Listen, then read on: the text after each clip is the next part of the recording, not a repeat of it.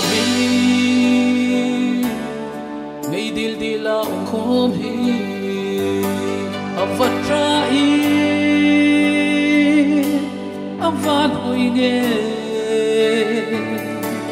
nu arik du tak angani ron pagmul alung ang kan harmon dai do zai on lang at lahat ang hi ani tutakatum lalpan malso tu ape dam na dingi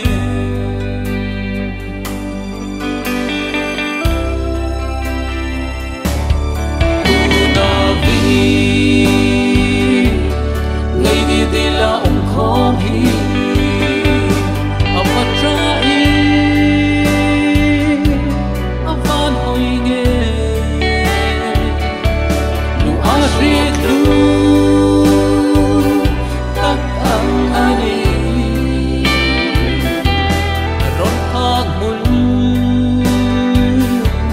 alung ang kan harmon dai do zai on lang at lahat ang hi ani tutakatum lalpan malso na tu ape dam na dingi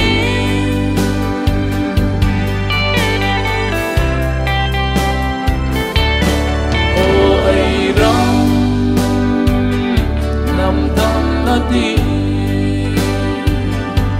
itilung rin sumahin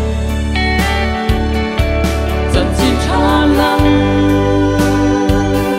nahit sang si